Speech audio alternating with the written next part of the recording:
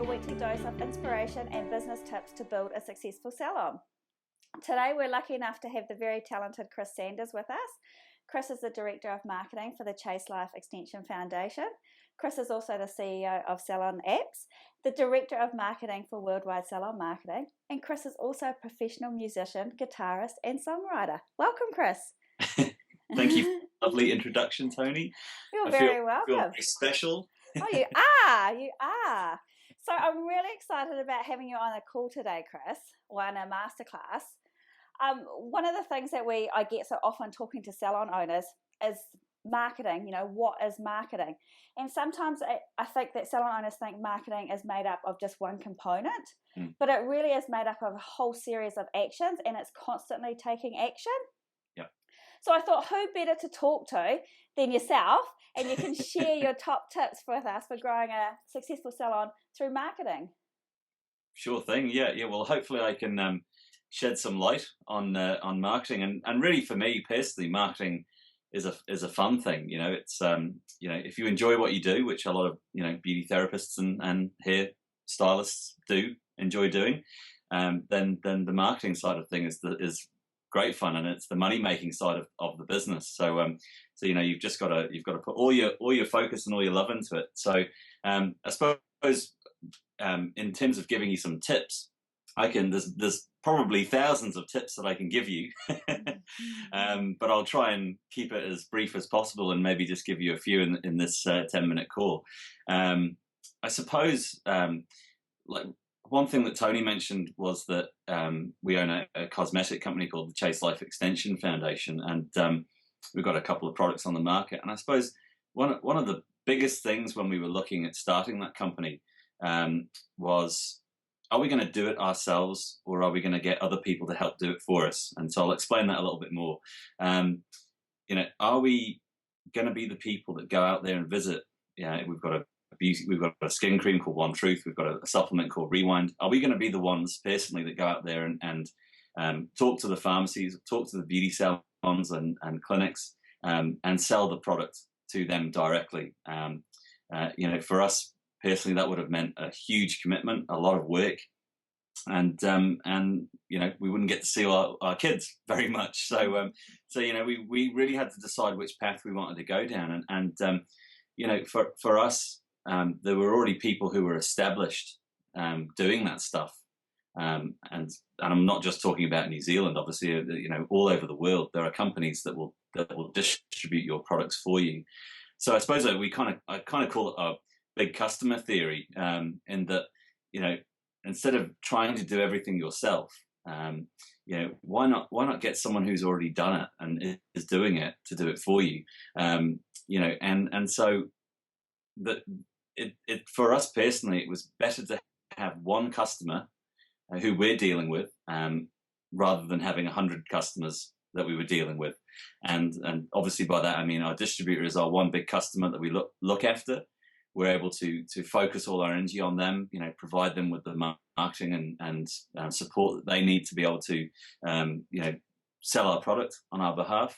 And we're not having to deal with individual salons and clinics and all the kind of needs that they specifically have and the training that they require. So they were able to go out there and talk about our product on our behalf, and they've reps on the road, and what it's meant for us is that we've been able to expand our business into a global market much faster than we would have been able to if I'd have gone around and visited every beauty salon in the world. Just in terms of a beauty, how this is relevant for a beauty salon or a hair salon, try and think about customers that can make your life a lot easier. People who are, for example, one of your customers might be a celebrity. You can get that person to come in and have a treatment in your salon. Give it to them for free if you want them to go out and talk to your customers about it. And and they'll go out and they'll tweet it and they'll Facebook it and they'll talk to all their friends. It doesn't even necessarily have to be a celebrity. It can just be someone who's got a high standing in the community, that knows a lot of people. and get them to talk to their friends and people that they're connected with. The other ways you can do it are through businesses. If you were to go into a large business that's perhaps around the corner from your salon, go in there and take them some vouchers, go and see the receptionist. They're really good at talking, quite often, the receptionists. So, try and connect with organizations that have got hundreds and hundreds of people in them, and use those people. And I don't mean use in a bad sense of the word. I mean use, these people want to come and have a service. People want to feel good and they want to come to your salon and have a treatment. Go and talk to them and get them to do the work for you. So before you know it, if you've got several what I would call big customers coming and talking about your salon to everyone in the local community, you're going to be the flavor of the town. So that's so true. And I just think I love the point that you said about a celebrity or somebody that's high profile.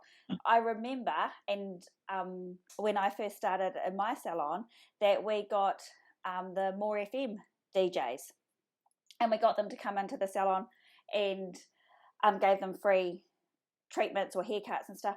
And before long they were ringing up and they were talking about, on air they were saying our name, and it was free advertising. And they'd ring up and say, Tony, can you donate a prize for this competition we're running this morning? We're going to give you we're going to say this and this. And it was such good advertising, and it really, it was, I couldn't speak. We ended up with having the whole staff of More FM, like all the DJs. It was cool. It's great. And it was great advertising, and it didn't cost us really anything. So absolutely, and people naturally want to be associated with something that's popular. Totally. So I love that idea. So definitely, it's been invaluable in our life. In terms of being able to be as efficient as we can be in delivering a product out to the marketplace. And at the end of the day, as a salon, you are a product, which a business that sells lots of products and services. So you have to find the most efficient way to get that out there and get people talking about it. So perfect. That would be my first tip. Yay, that's really good. I suppose another thing is just looking at having a very niche market. If you've got a business that is where your market is an inch wide but a mile deep, then you've got a very good basis for a business there. So niche marketing is it's all about knowing who your customers are, and it's trying to not be everything to everybody. There's no point in advertising your business, your waxing business to the old people's home down the road. Probably your target market. So, and really, you have to think about where your business is now and where you want to be in the future. And it might be that your business at the moment is offering a broad range of services, but it may be that in the future you want your business to narrow that focus down into maybe one or a couple of specific treatments. So if you are wanting to take your beauty salon to be a waxing salon only, you can do that over a period of time, and you can just really help to identify who your niche market is. If you try to be everything to everybody, it's just incredibly expensive. I mean, you'll be delivering flyers around the neighborhood to people who aren't really interested in listening to the message that you're trying to get out there. So and at the end of the day, that just becomes a really expensive marketing exercise for your business. So niche marketing is great. It helps you to specifically identify who your market are, and to market to those people accordingly. And I think that's a really great point too. And also, not only does it become expensive, it becomes overwhelming, and then you feel like you don't even enjoy your business. So what was the point?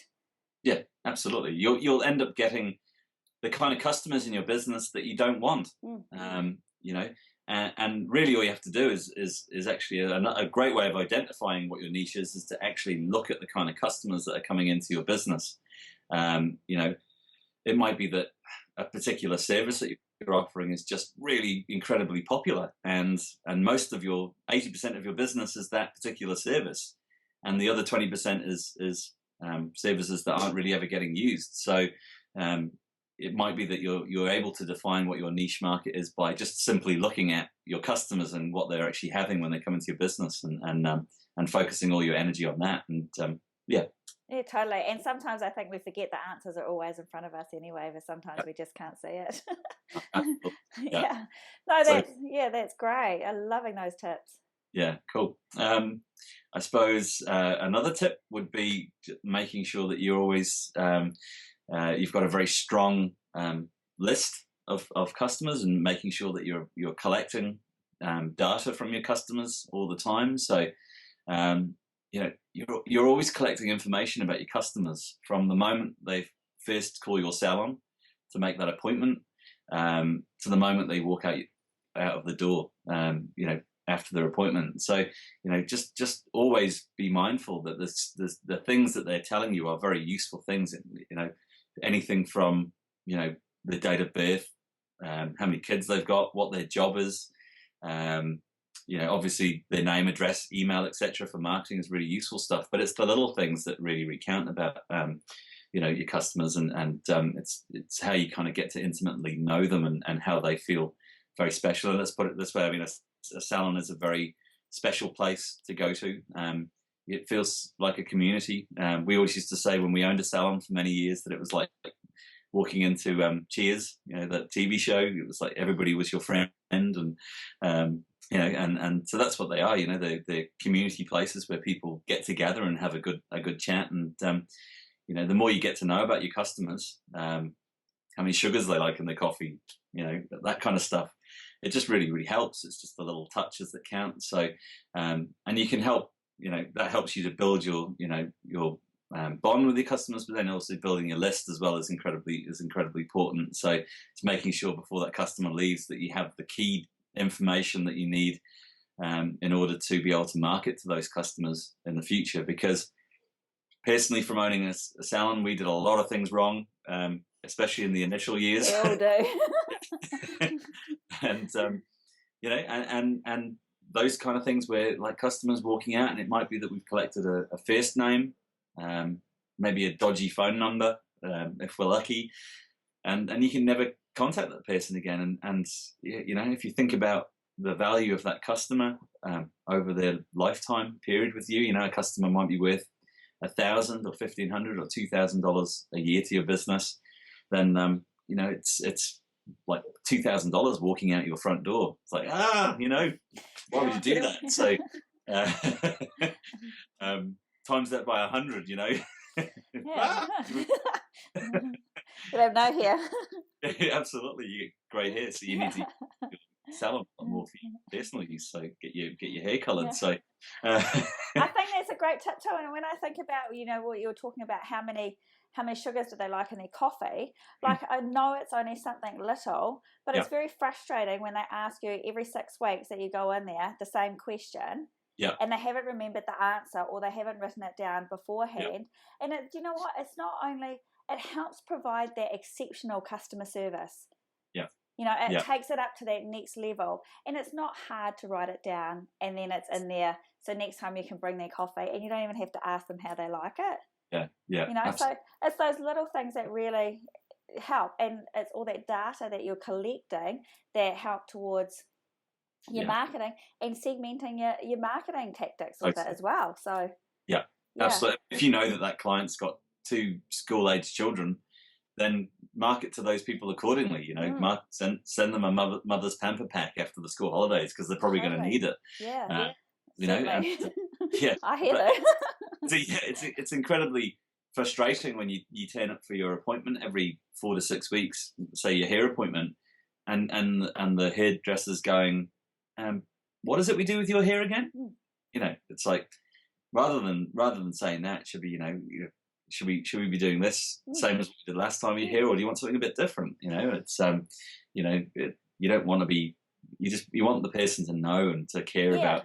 And take a genuine interest. You're not just another dollar walking through the door. Yeah, absolutely. How's the job going? How's the new job going? Etc. You know, it's all those little things that count. So.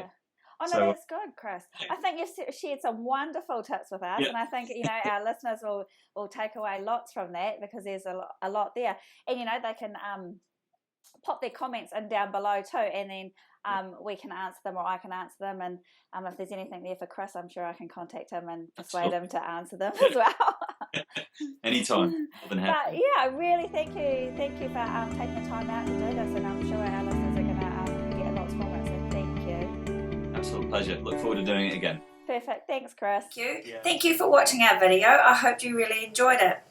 I've got something really exciting that I'd like to send to you. We have created a checklist for you to see how healthy your salon is. Once you go through this checklist, which has the 10 fundamentals for running a successful salon, once you've gone through this checklist, you'll be able to start to create action plans to help you achieve your salon's goals. If you would love us to send this to you, please subscribe to our email list below and it'll be on its way to you. So definitely do that. And if you want to join in an amazing group of salon owners that are up-leveling their salons and achieving amazing things to have successful salons, then go and check out the Academy, and I will see you at our next Masterclass.